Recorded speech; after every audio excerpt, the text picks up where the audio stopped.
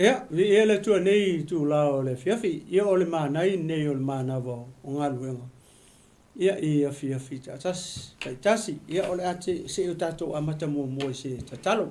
Ia vaile tua o le mātou tamā, ia o mātou sauni fo i nei tu la o le aso.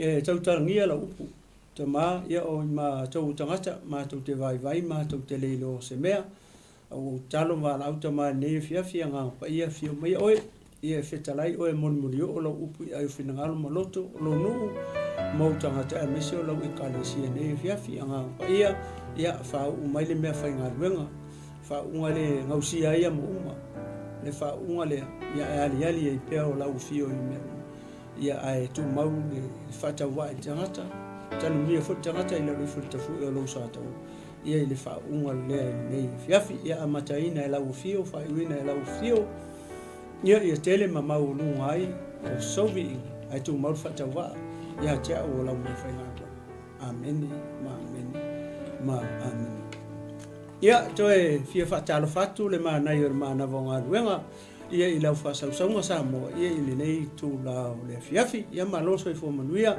malo le on sai malo le fatu to ia i fe au manga ruenga nei fiafi man nei aso ia en manatu ia ua anga ia tunisi mauta malawa fa wina manuia ia fe au manga luenga nei aso e foi nisi ua anga ia tu e fai nga luenga po ia tau tua na ma oe na o se fautuanga fata tia tu o tafa tau tua na ma oe lo saunga le mu ia i lunga ala ia misi foi matua o lo ia i lunga le ala ia wale pikia o tamaitia onga ia i nei tu la o le fiafi ia tau tua na ma o le saunga le mu lo saunga le mu ia le ngata ile o le saunga le mu o walo foi ma fa na o lo sonu o tavale ia le ngata ile o le saunga le mu o le si o uso lai lunga le au wala fatasima o ia ma lo so fo manuia ma lo langi ma o le atato anga isa o lo ile tato fa ma lo si nei fiafi lewe si lai foi lunga o le screen lewe tato tusi o le mo le yo le meta o po fa fo i po fitu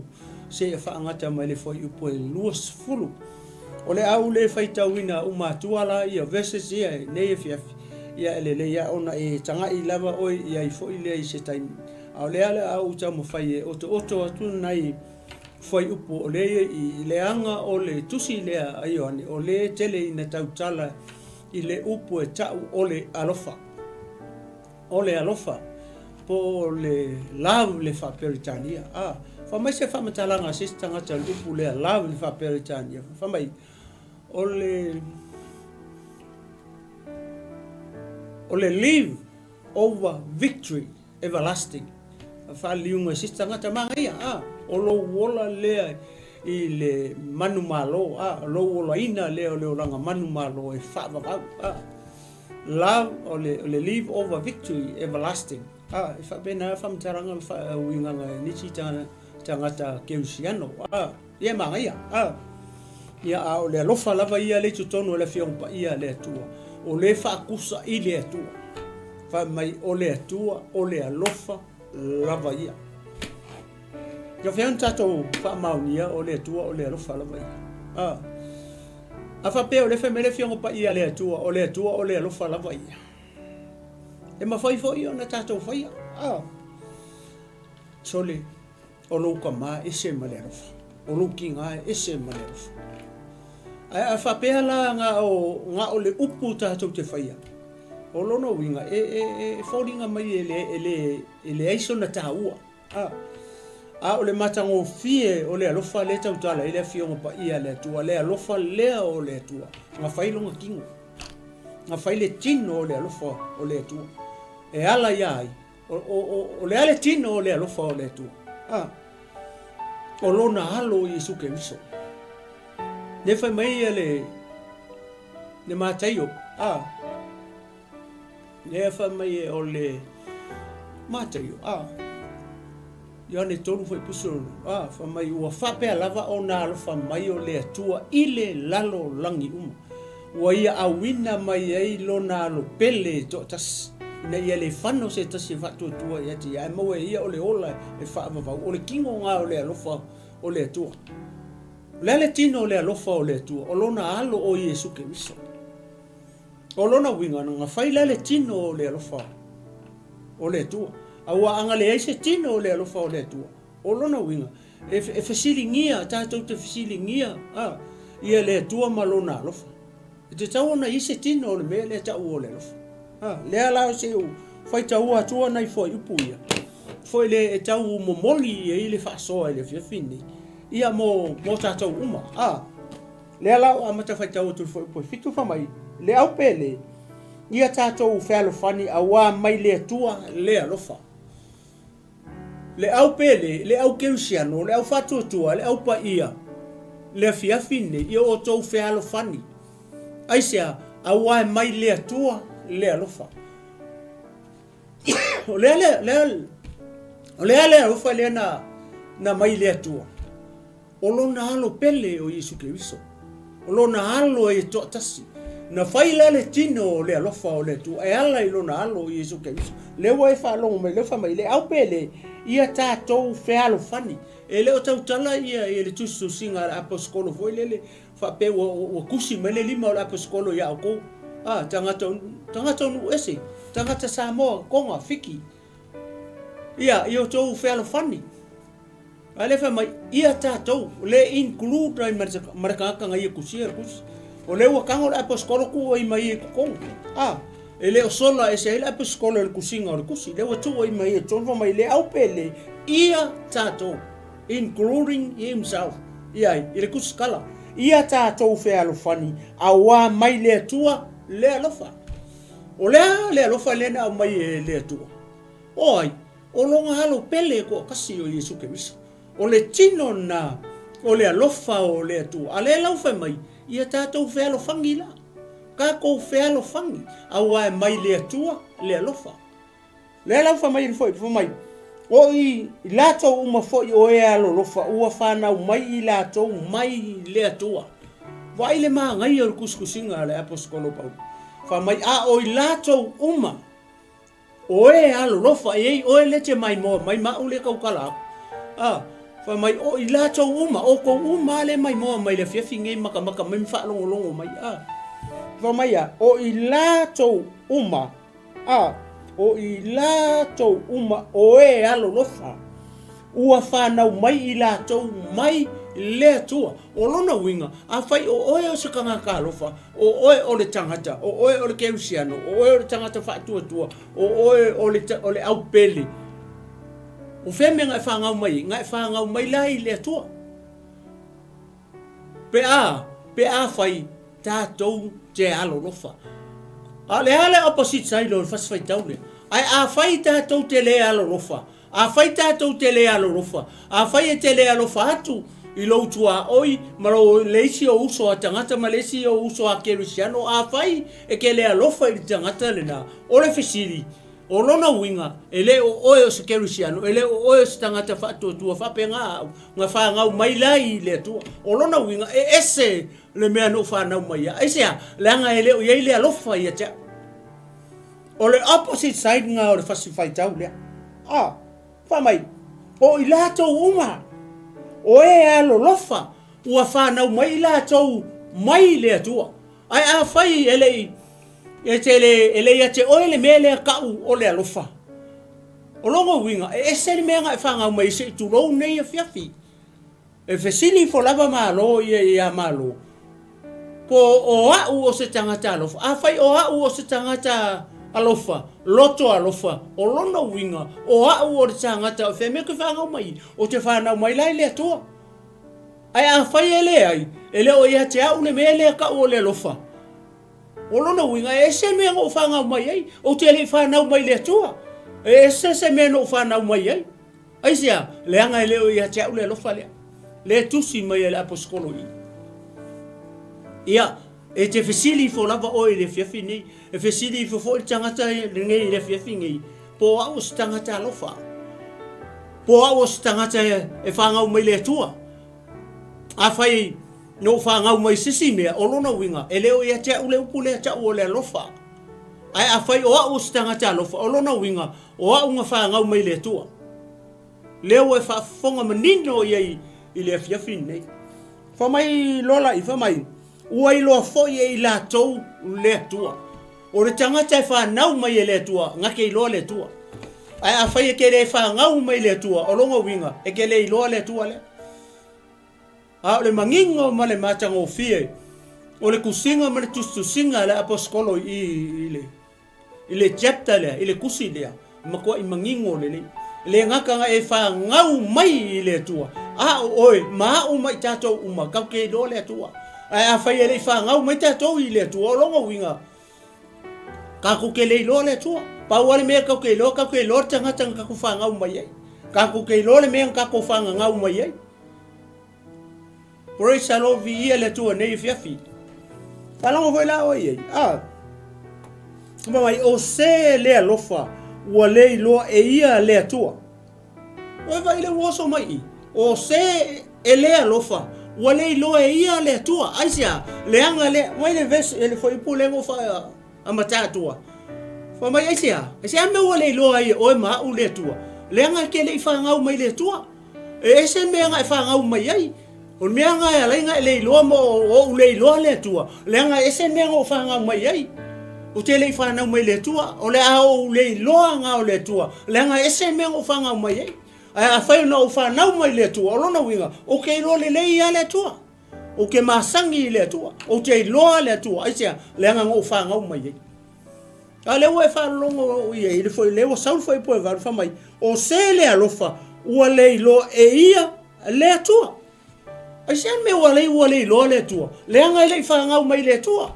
e se le me anga fa ngau mai ai ese male mangingo male matango fie o kusinga le apostolo Paulo le ngi me ta o le alofa praise the Lord ia le tua mai awa o le tua o le alofa lava ia vai ai wala ngai lo le tua le anga fa ngau mai le tua o le wo i lo fo i le tangata alofa nga ke lo le tua le wo nga lofa mai awa o le atua o le alofa lava ia o le atua o le alofa fa fenga e maua mo tato mo le alofa inga ua ka ko fanga ngau mai lai le tua fa ngau mai le tangata alofa i le alofa o le alofa fa ngau mai le alofa o ai le nga fa ngau mai o lo atua o le alofa lava ia le nga fa ngau mai o le ke maka mai ma tangata le ka ukala ai a fa ile fa ngau mai le tua o ma o mai ka ko uma lo winga ka ku ke le loa le tua pa o le me ka ke lo tangata ka ku fanga ngau mai a o le fai mai e loa e alofa i le atua aisia le anga o le atua o le alofa lava ia ia le atua nei e fiafi fa mai lo le fa solo mai la mai o le mea lava le nei ua fa ali mai ai le alofa o le atua ia te tatou le ua fa ali mai le alofa o le atua ia o ma o mai kako uma fa fea le ua fa ali mai le alofa o le atua ia tatou ina ua ia awina mai ina ua awina mai ele atua lona alo le alaro fa ko ia oi nga fai le tino le alofa o le tua alo fa mai fo ipulea o le mea lava le nei ua fa alia mai ai le alofa o le tua ia te tatou le ala fa ali mai sia kako vava ai la ei pe fa pe I mai fo linga o le alofa o le tua le o ia ka penga inga mai ia saungia e fa ali mai le mea tau o le alofa le o fai tino o le alofa o le tua le o fai longa kingo le o fai le tino o le alofa o le tua awa anga le ai se tino o le alofa o le tua fa fenga na etetun e te fisiri ngia le tua pia o tatou tangata ese lo alofa ia oi ese lo alofa ia oi o lo alofa ia oi Samoa fa fefeo ngai lo tangata ngai ke fai e ke alofa ia fai se mea fai se tino lo alofa elenga o upu malengutu ole fai le tino ka ngai se tino lo alofa ka watu ai ile tangata ngai ke fai ese lo alofa ia oi tauna fai se tino lo alofa ai le fa pe nga le alofa ai le se kingo that's fake that's a lie you are lying pe fa penga upu e ke fai ese lo walo fai a oi ese lo walo ioi o lo walo fai ia oi e mana o mia o na fai se kingo lo walo fai le ala wa fa lo ye de via finde fai mai o le mea lava le nei ua faali mai ai le alofa o le atua ia te i tatou le ua faali mai fa mai ia te i tatou ina ua auina mai e le atua lona alo e to atasi ile lalo langi ina ia tatou wola ia te ia wow kasi ale alo le atua le ua fai longa kingo le ua auina mai lona alo pele e to atasi ifea ile lalo langi nei to te afifi o ai mo ngofo ai ai sea inga ia ola ai i tatou o le ka ke kau ke ola o le ale ola le tau tala ile fiongo pa ia le atua o le vanga fango ka ko nganga ai ana le ai le atali ile le na sauma liu lunga sa tau ka penga le tau langa mo le lalo langi uma ina ia maua e tatou le ola e whavavau. O le ala kako me whai, kako sala mō mai a tatou a mio le anga, kako sala mō mai a tatou anga sala, mali liu o tatou tua mai le anga sala, e whaasanga hae o tatou mata i le kamalea. Le alo lea e to tasi o le tua, le wa whai lona tino, le wa auina mai i le lalolangi, ina ia ola oe leche mai moa mai, ola le tangata le tau tala atu. Kako mau le ola e whaavavau. Whape i kako sala mō mai a tatou a mio le anga mafuri kua mai le anga sala e whaasanga hae o tatou mata i le kamalea. Le alo lea e to tasi o le tua, le ua whai le kingo o le alofa o le tua e ala i longa alo pele e to tasi o Yesu Keriso. Nyewa e whalongo i le afiafi nei. Nyewa whai le tino o le alofa o le tua. O vengo fa maungia, ai le tau tala mai e tuse Ioane. Ioane mua fai po sufa. Fa mai a, ua liu tino tangata le loko. Fa mai sai le amatanga le upu. O le upu fa peritania, the word. Ale fa samoa nai tua au si o tatou watunu. Fa mai o le loko, sai le amatanga le loko. Fa mai fa peritania, sai le amatanga le upu, the word. Leo famile foi po sfurfa ile Ioane na mua foi po sfurfa famai and the word became flesh wa faile tino le upu oi o Yesu le wa fai lona tino famai Yesu Ioane sufa foi po ono o nei o le ala upu moni maleola ele alua ase tasi le tamape ale ui mai Yesu.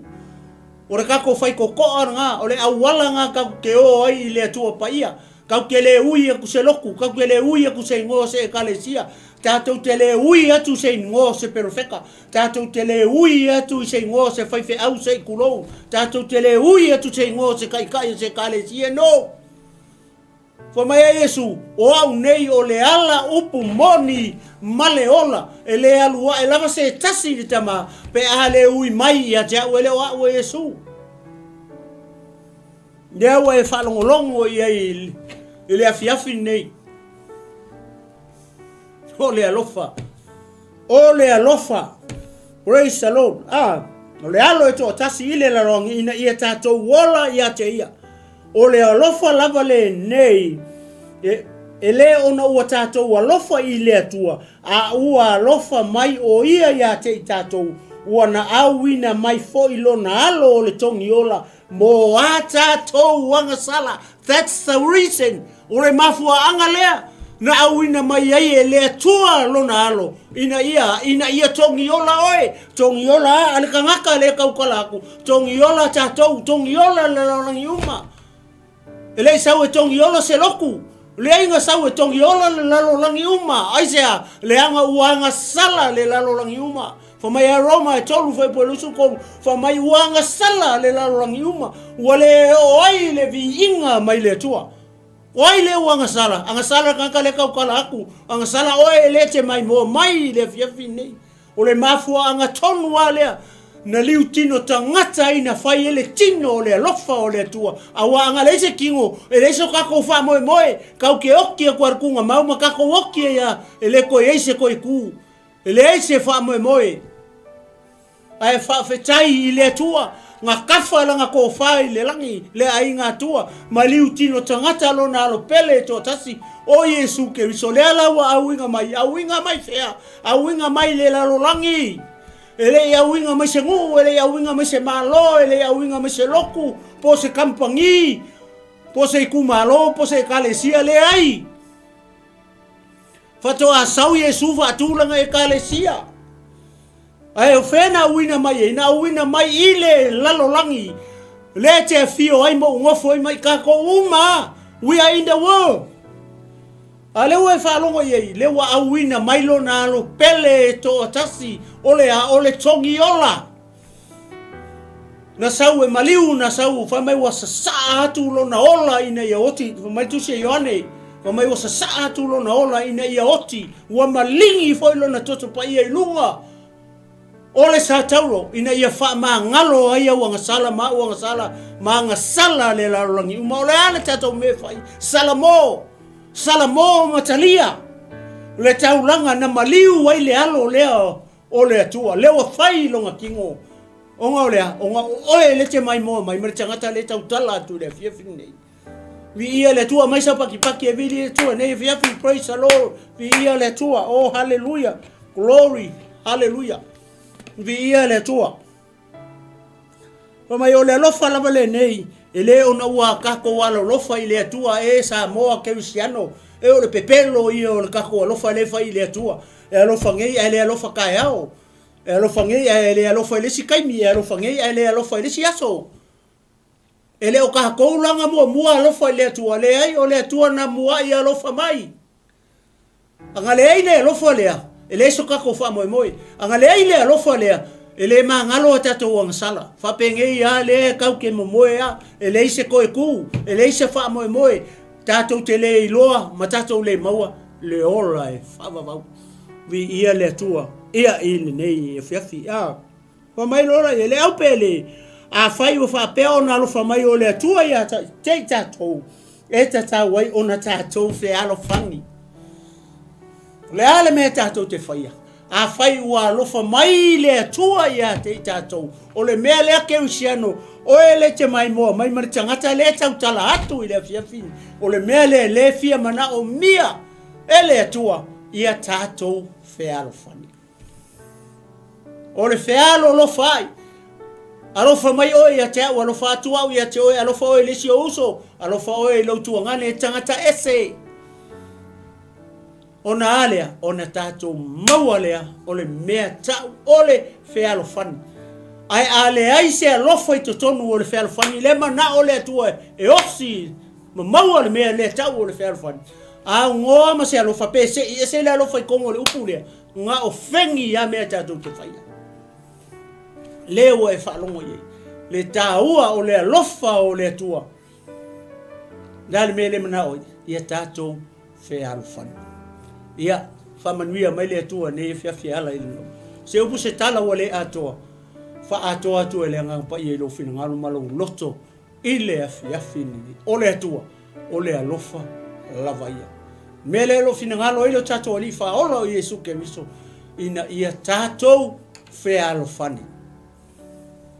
Tatou talo, teita mama o la upu, ma e alanga luenga i le ma e ala o ona. Lafo i atu i lau fio e te wha atoa, se tala se upu se mori mau le fiafi nei, ina ia wha malo sia le tino ke riso, ina ia wha mala malama ina o uso matua wha fine i le ali, ta male te talo, ia lawe ina se anganga molo malo, ai o le siri o ia me uma, ia wha tasia, matua wha tasia ai le tino o ke riso, se upu se tala, o le tauta mali o le tusa malau whafonfonga whamangalo mai au o lau au ona a ia matuavi ia o e nei maso uma o atu le whaavau le suafa pele, le suafa mamalu le suafa maualunga, le suafa paia le suafa lautele loloto le suafa o lo tumu i le alofa ma le alofa muti vale le suafa leo o lo matoli o Yesu Keriso o utatalo mavala au atua i nei fiafi amen amen amen ya mai ate nei le tinu ma lo fo mo folu o te fa tu samo e le nei tu la o le fe to fa soifo samo